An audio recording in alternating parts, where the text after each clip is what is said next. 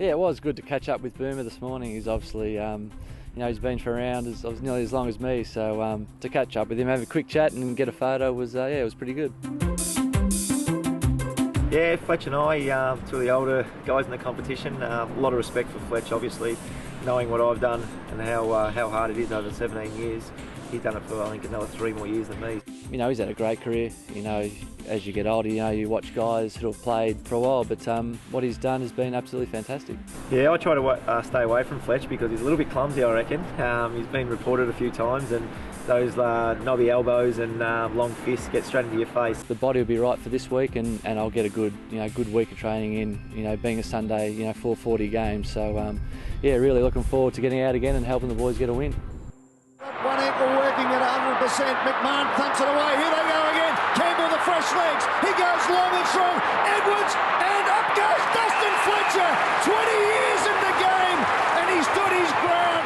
He was the difference in round one. I think the last 2 or 3 minutes he got his fist to a couple of balls going deep and high. So we're probably going to try to kick the ball away from him.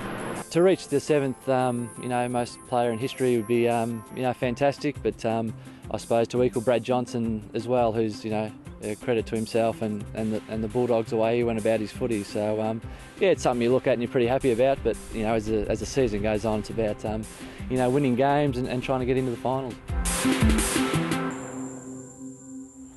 Hello and welcome to The Hangar. Tonight's guest is one of the most popular players at the footy club. Semi Lonergan, welcome to the show. Thanks, mate. Thanks for having me. Mate, we've both played with Dustin Fletcher for a long period of time. What's he like as a teammate around the footy club?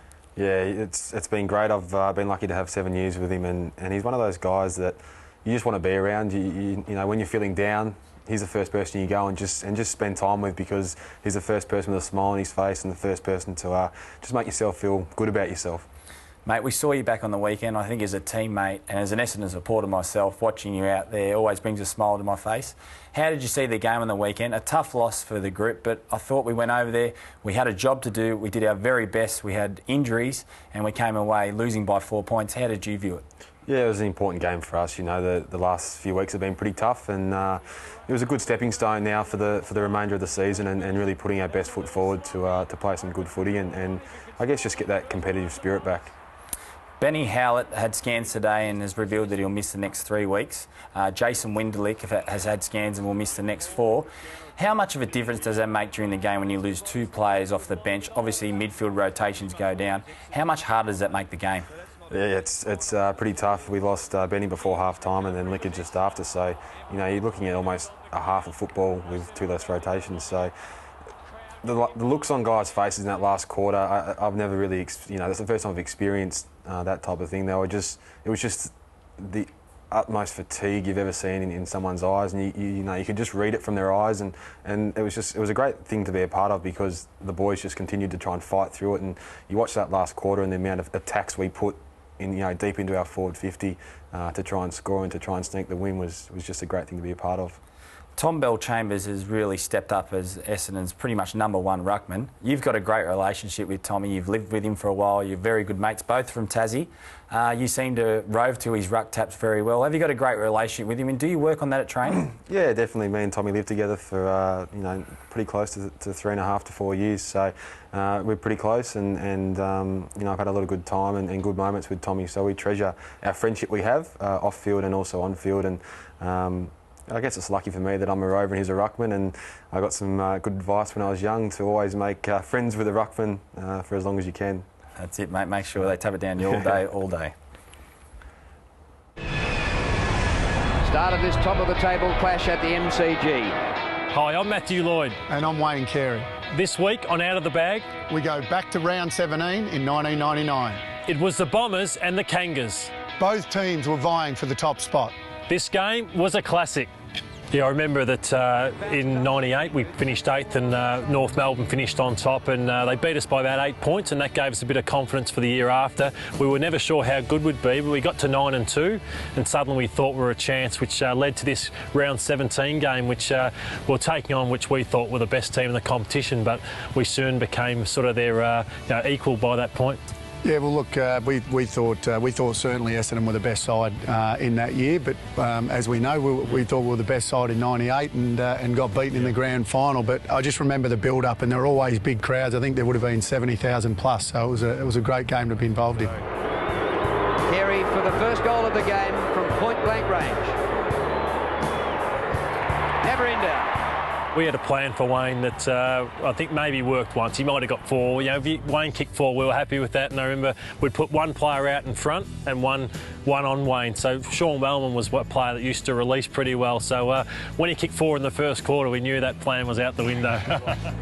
Lloyd and Archer, here's another one. Lloyd's in the front spot. Steps around as Mercury. His hands are beautiful to Lloyd. He's on his favoured left foot. Matthew Lloyd rarely misses these.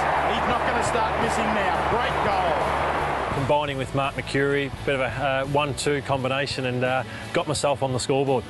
There started to be a few scuffles, and I think Barry Young may have even got reported for a knee, which I may have acted a little bit, may have made out as a little bit harder than what it was, but he got reported, but I got him off at the tribunal. I remember that. Wallace and Archer. As we say, it's a bit of a prelude to finals footy. I remember Robert Shaw put together a video of North Melbourne player, whether it was Archer or Mick Martin, Wayne, just dragging Hurdy around, dropping the knees into my back. So got to the point where steam was coming out of the guys' ears in terms of, because they had the wood on us big time and we needed to try and turn things around. So I think that's what led to going after their main man in Wayne.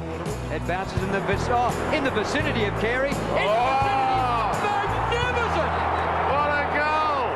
It's probably one of the better goals that I've kicked. I always say that I did look to the top of the square first, although I didn't have too much time. I do remember picking the ball up.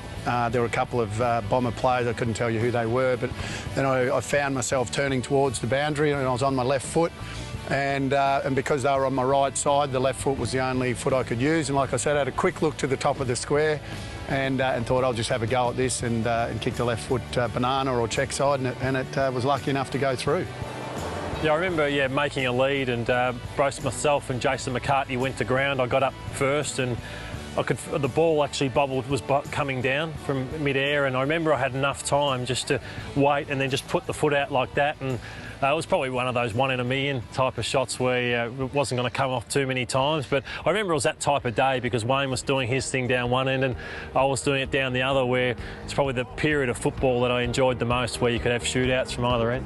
When you talk about a game like that, I probably remember more about what Lloydie did than what I did, because you watch it. It's like you're watching it TV at the other end of the ground and watching this guy do his stuff. So I do remember that goal very well. Lloyd regains his footing. Out of the air.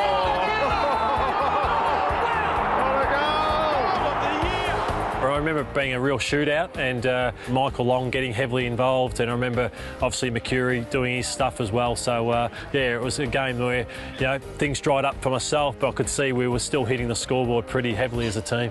49 metres out. Great shot by Carey. Magnificent goal again. What a shootout we're having here. Lloyd's kicked 6, Carey's kicked 6, both before half-time. Johnson overruns it. This allows Carey to get onto the loose ball. Left foot, standing all alone is Winston Abraham. Yeah, with 15 minutes to go, the scores were level. And then, so Winston Abraham kicks that goal and we're way back in it, and we're thinking that, we might run away with a nice win. The game was over. I do remember that. I remember the Bombers had enough of a lead, but I remember going for a marking contest and then there being a quick kick. I'm not sure who kicked it. It might have been Adam Simpson, kicked it out of a pack. Simo wasn't the greatest of kicks at the best of times, but it probably ran 35 metres or so. He kicked it that high. I had time to actually get there, and I dived and took a mark and was able to go back and kick my 10th, albeit knowing that it didn't make a difference to the fact that we were going to lose the game. Carey for number 10, and that's the second time in his career he's kicked double figures. I think 99, the Bombers were the best, most consistent side over that whole year. I must admit, I loved the rivalry we had, and we always played big games. Sheeds bought 30 tickets for that grand final, North Melbourne v Carlton. We all had to sit through it, and then with 10 minutes to go before the siren went, he said, "Get up." We walked across the road from the MCG to a restaurant. and Robert Shaw started handing out folders on the teams we had to beat in the year 2000. So that was the way they tried to get us off that loss from the week before and move on to the next season. And I tell you what, and didn't it work in 2000 because they went on to win the grand final and only the one loss for the year, and were unbeatable. So just goes to show you the disappointment of one year can really make you strive to the ultimate the next. You know, Paddy Ryder will just about back Stewie Cranberry, so I think that's what it comes down to, what players you put out on the park, and once again I reckon they're pretty level, the two clubs, and could go either way. I think it'll be another close game and a game that both sides have to win to play finals footy, so it'll be another classic Bomber Kangaroo game.